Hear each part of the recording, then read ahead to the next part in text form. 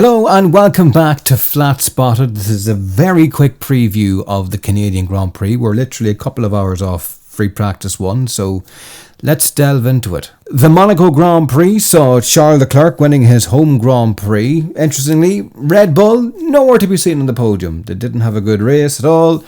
Perez crashed out at the start and Verstappen just wasn't really on it all weekend. Is that a sign of the times changing going into Canada, or will it be normal service resumed? We will have to wait and see. But going into this weekend, definitely we can say that Ferrari and McLaren are definitely closer to Red Bull. Whether it'll be a case of they'll be able to challenge them regularly now for race wins, or Max Verstappen, he's still, as far as I'm concerned, the favourite to win the race this weekend. But is it going to be a case that McLaren and Ferrari are going to run them a little bit closer? Well, let's get into it. Sergio Perez just announced he signed a new 2-year deal with Red Bull to keep him at the team till 2026. Interesting timing. His pace and his form haven't been fantastic the last few races. If he'd signed this deal at the start of the season, I don't think anyone really would have batted an eyelid, but when it's now and his results haven't been great, his form hasn't been great, he had that horrible crash at the start of Monaco, which I don't think was really his fault, certainly not all his fault anyway. But yeah, apart from that, and part of me thinks, is this deal more aimed at keeping Max Verstappen happy and alleviating any risk of him leaving the team? Because at the end of the day, I think Perez has accepted his number 2 role in that team, more or less now, so he sees himself as essentially a support for Max Verstappen, which makes, like, in terms of Red Bull as a unit, as a team, I think that's a brilliant position for them to be in, that they have 2 drivers who know their roles within that team and they don't have this inter-team squabbling, like between Hamilton and Rosberg a couple of years ago, or even Vettel and Webber a few years before that. So it makes things logistically very easy for the team, mentally, and just it's much less of a headache. And for Max, he's obviously quite keen on the situation as well. Are we going to see a resurgence in Charles Leclerc? He's got the monkey off the back now. He's won the home Grand Prix. Is that going to help his mindset? Are we going to see a rejuvenated Charles Leclerc coming into Canada and just the confidence coming out of him? Because there was all this talk of the Monaco curse. You know, he'd started on pole before. He'd never managed to win the race. He always seemed to have terrible luck there, even before his Formula 1 career in the junior categories at Monaco. So will this be a rejuvenated Charles Leclerc? Are we going to see someone very different coming into Canada that's going to be full of confidence? We'll have to wait and see. Carlos Sainz, now that the Red Bull seat has been wrapped up, he has a choice to make, a dwindling choice to make in terms of where he's going to drive next season. More than likely, it seems it's going to be between Sauber/Audi and Williams,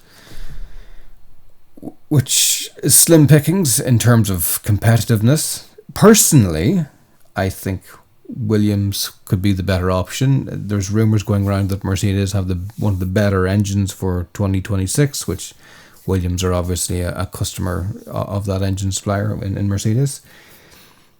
Sauber just don't seem anywhere at the minute. And even if the Audi deal's coming in, that's not till 2026. You still have next year to get through. And even at that, when Audi comes in, there's no guarantee they're going to be mega on the pace straight away. So that's a long-term commitment you'd be making, signing for Audi. Williams with the engine deal and James Vowles, I know they've a lot of work to do and they're still way off the pace. I just like the way he operates. I think they're on the right road. They've got a great driver in Alex Albon, and I know all the issues they had at the start of the year with the fact that no spare chassis and all that kind of thing. They obviously had problems during the winter, but there seems to be the bones of something very good there, I think. And look, obviously Logan Sargent, he's on borrowed time. I think everyone's kind of accepted that now. The pace just isn't there, it's not good enough. He'll more than likely be on the way out. So I think even in the short term, it's probably the better move for Sainz, and I think it would be a coup for James Vowles if he got Carlos Sainz. In terms of this weekend, it'll be interesting to see now how he gets on. Yeah, I'm really intrigued to see how he'll fare against Leclerc. We'll have to wait and see. McLaren back in action with Norris and Piastri, who I think is probably the best lineup as a duo on the grid.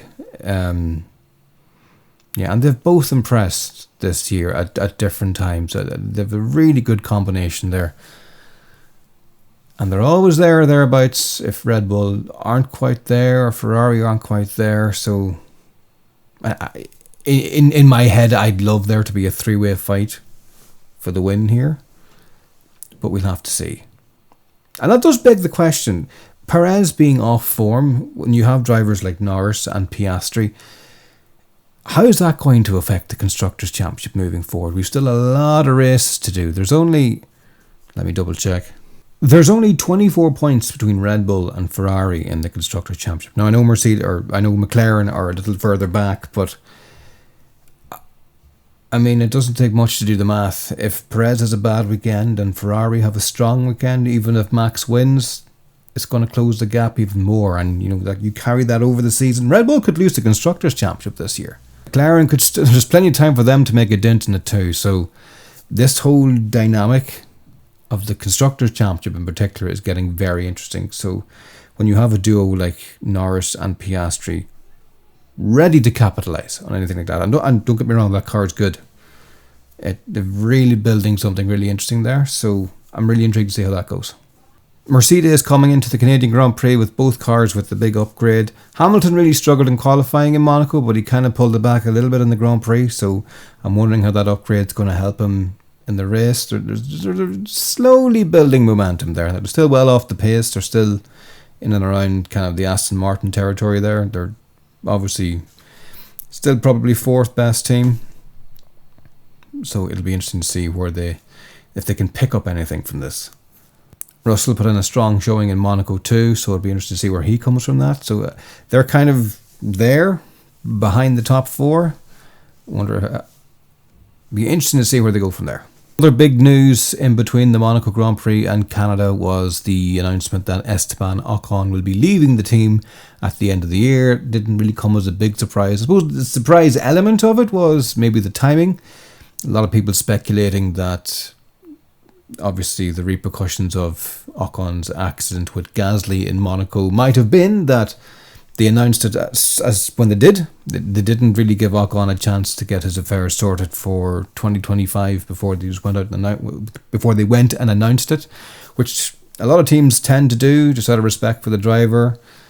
But maybe this was part of that punishment that Faman was talking about. I don't know. That team has definitely been built towards Gasly, and it was kind of inevitable that the relationship with Ocon was going to come to an end. Jack Doohan is in Ocon's seat for FP1, so they're obviously evaluating him, and he is in contention for that seat. So a lot of talk he may have even got the driver's seat for this weekend. A lot of talk that Ocon could have been out of there, but that's the way it is now. Interesting to see if it's going to be all calm and camaraderie between the Alpine drivers this weekend, or is it going to be all guns out again? Further down the grid, Aston Martin, they're kind of in no man's land still, that kind of around the 10th place, the midfield kind of area. I don't see any reason they might improve any more than there at the minute. RB, Tsunoda continues to be faster than Ricciardo. He's overshadowing him this year, which again, I didn't see coming. But Williams, Albon out in front. They'll be hoping for points with him. Sargent, he hasn't really shown any signs of fighting for points. I don't know if that'll change this weekend. Probably not. But yeah, keep an eye out for them. See if Albon can get into a Q3. Sauber were nowhere in Monaco. Kicks over absolutely nowhere. I don't know if that's going to change this weekend, but they're a team that are definitely the back markers at this very point in time. So yeah, the Canadian Grand Prix, 70 laps ahead of us this weekend, and the weather is looking like it's going to be mixed, so we will have to keep an eye and see how that goes. It could be a wet race. I'll be back next week with a review of the race and also a preview of the 2024 24 Hours of Le Mans. See you then.